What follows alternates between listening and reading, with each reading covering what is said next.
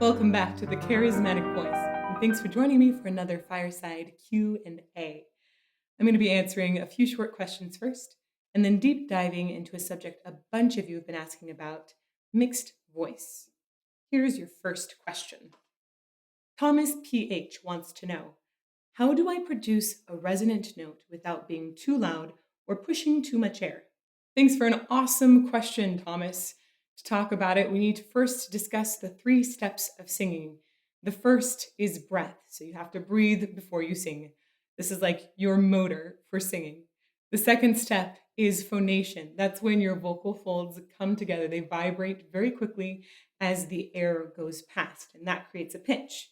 And the third step is shaping. That takes place from the larynx above in an area called your vocal tract. And that goes all the way from where the pitch is created all the way out to the end of your lips, or even could go through your nose. Your vocal tract is where the resonance takes place. Think of it like a room that you would sing a note into. You could sing a note into a bathroom that has lots of reverb or a resonance, or you could sing a note into a closet that kind of has a dampening sound. A proper resonance chamber will change depending on what note or word you may be singing. So that means you're going to have to continually be adjusting all of these muscles inside to find the best resonant place. Here are 3 quick tips for helping resonance. Start to yawn. The beginning feeling of a yawn has a lot of openness in the vocal tract, which especially allows for great resonance in your middle and low notes. Lift your soft palate. If you don't know what your soft palate is, take a clean finger and then slide it against the roof of your mouth until you find something that's squishy, and that's your soft palate. Lifting your soft palate provides a little more room for the sound to resonate in and also helps ensure that the sound doesn't go through your nose. And when in doubt, just go for a buzzy sensation. That's your bones vibrating, and a sign that you're creating sympathetic vibrations to enhance the sound. Next question. Samgi wrote, I was wondering who you think is the most talented singer in the world right now and why. There are so many singers out there that are extremely talented, and when they sing in so many different genres and styles, it's hard to compare them. So I wanted to rephrase that question. I hope you'll allow it, Sam, to be what singer do I think has the most beautiful voice that I've heard live? And for me, that would have to be Jamie Barton. Jamie is an American mezzo soprano, and I've heard her live and worked with her for over a decade. She has a lot of versatility and a wide range, but the thing that really gets me about her voice is the timbre. It sounds like rich caramel. She can be really dramatic or really, really soft. When she's soft, it kind of sounds like a fluffy feather pillow is surrounding you. And also, she's able to make a sound that is just so heartbreaking, it will make you cry. I'm not the only person that feels this way. She won the BBC Cardiff Singer of the World competition in 2013 in both the main and the song division. So you guys should check her out. Next question. Kirby S. asked, have you ever experienced an issue with your vocal cords that might have affected your professional career? Oh, have I? Kirby, I struggled with allergies so much early on in my career. Allergies are bad news for singers. It's like having a consistent cold with nasal drip and swelling throughout your vocal passage. And if you sing on them a bunch, you can damage your vocal cords, which is what started to happen. I started developing little vocal nodules, which is really scary, but luckily mine weren't the kind that need to be surgically removed.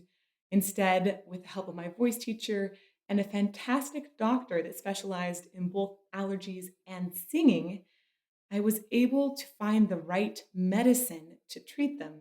That was immunotherapy and specific medicines that were over the counter, also some really, really good nasal sprays, so that now today, allergies hardly affect my singing at all.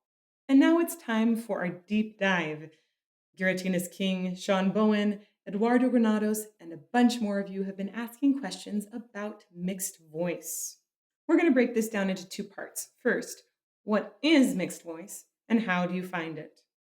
First of all, let's talk about what mixed voice is not. It is not a vocal register.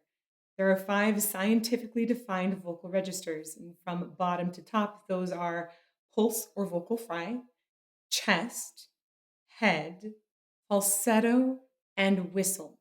So mixed voice is not among those. But while mixed voice isn't a vocal register, it is a distinct sensation that many singers feel, and it's also an acoustic phenomenon, meaning that we can tell just by hearing when a singer is in mixed voice. Some people talk about mixing in all the vocal registers. So, for example, bringing falsetto into head voice.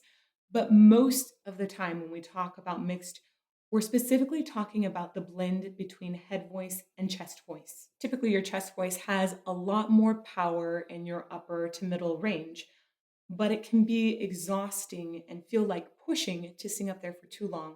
This is why singers use mixed voice.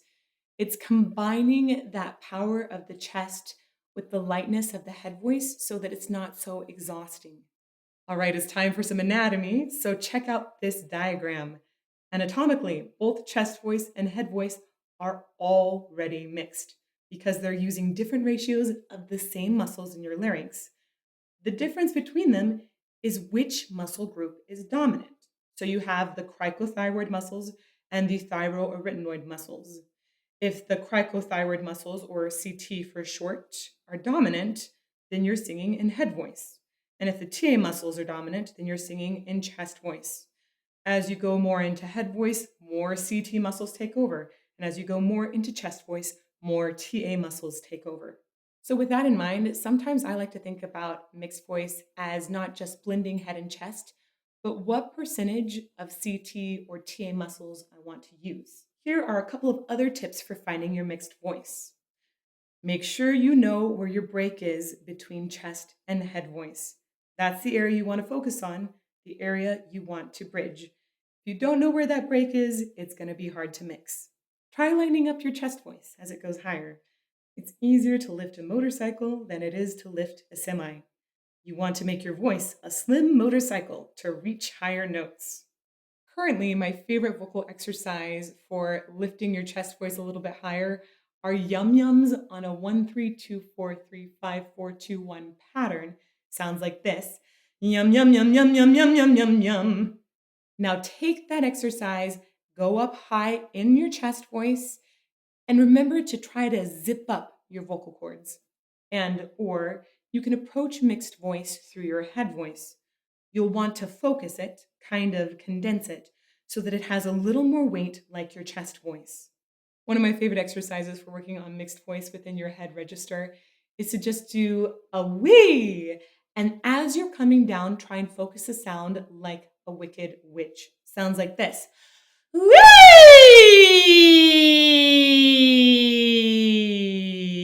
And as a final tip, please make sure that you're not constraining your throat when you're working on mixed voice. You want to aim for a wide neck and a deep breath. Thank you to everyone that wrote questions, and thanks for joining me today for our fireside Q&A. See you again next week.